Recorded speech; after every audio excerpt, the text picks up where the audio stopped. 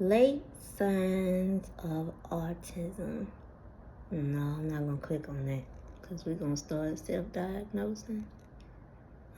Oh, hey, y'all. So I just wanted to come on and encourage you because lately I've been feeling a little down, so I'm feeling other people have been feeling a little down too. What have I been feeling down about? Just about all the stuff that's on my plate, but I prayed for that stuff, didn't I? And now it's on the plate and I don't know what to do with it. Let me tell you. But I know some of y'all can relate to that. Yeah, you absolutely can. But the thing about it is that we always ask for things and not understanding the weight that comes with it. We don't have anything that we cannot manage. Some of the things that we have to manage, we're going to have to solicit some help. Yep, absolutely. And sometimes it's the smallest thing that can get you out of sorts and be ready to throw the whole day away.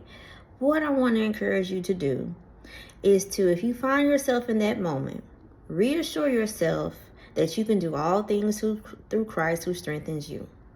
Remind yourself that you are very blessed. How are we going to do that? We're going to do that by counting our blessings. Yes, we are. From the simplest ones. The one that I like to count the most is the last time that I made the light bill payment for the office and for at home.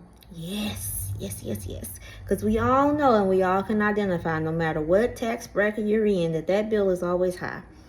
Then the next one would be some of the fees that come with being a business owner. And then think of some of the things that you've done for like your children, yourself, or whatever. You didn't know how you was going to do it. It just happened.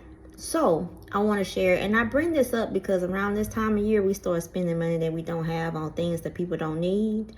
And I have broke myself out of that pattern. Not saying I don't reward my children and my spouse and other people that I love. Yes, I do. But I do it within, not my means. I do it within what I'm comfortable with. Now, if I was doing it within my means, that would mean that I would just be budgeting it in like some other need or concern that we have for the household. That's not a need. That's a want. And then it's something that let's just be frank here, because of the society that we're in, we do it out of, what we say, commitment. We feel like we're obligated to do that. No, you're actually not. But we like to do it because we like to share things and do things, and it comes from a pleasurable space to be able to do these things for these people. If you're like me, you feel like that anyway. So we're going to stick with that. We're not going to go down that rabbit path of the people that's doing it because they want you to do something else. We're going to lead them where they're at. But anyway, so what I mean by that is I come up with a figure that I'm comfortable with. Somebody trying to interrupt us. I come up with a figure that I'm comfortable with, and that's the figure that I'm going to stay in. And you could do this because you have had to buy gifts and things like that for like a party at work or something. You had to stay within a bracket. Implement that into like some of the spending that you do for like your loved ones and stuff. And so talk about finances, because finances is a number one concern for us right now because of the state that our economy is in, the state that our homes are in, no matter what tax bracket that you're in. One of the things that the lies that we tell to ourselves is that if we make more money, we won't have concerns. You will always have money concerns. The money concerns just get larger the more money that you make. Yeah. So you're not any different.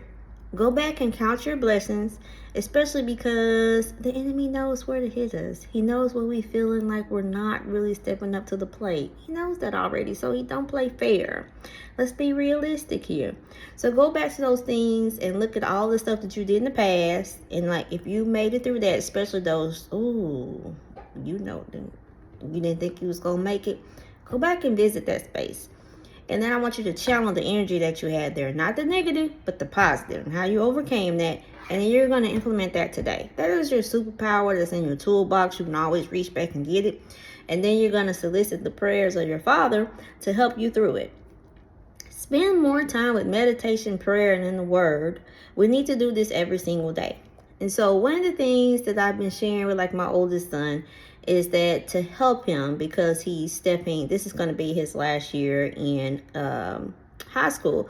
So I wanted to help him with tools that's going to carry him through the remainder of his life. So I said, okay, we were talking about vocabulary one day.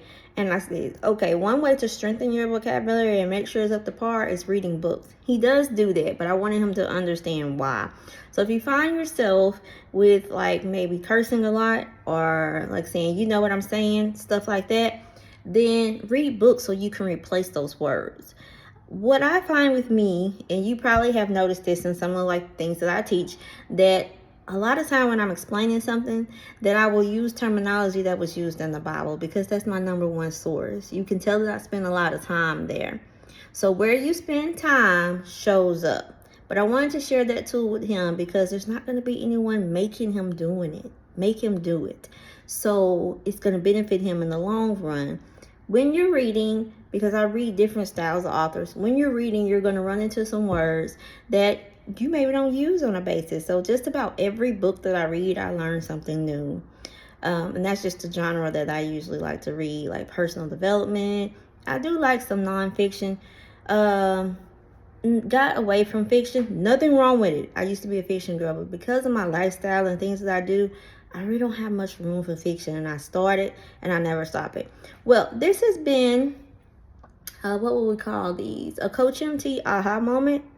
And I just wanted to encourage you guys, not selling you anything. Y'all know my aha sessions are available. You know to go to my website, simplythebestcoach.com. Shameless plug, absolutely. But I just wanted to encourage you and put something bright out there and wish you all to have a very blessed day. Thank you. Bye-bye.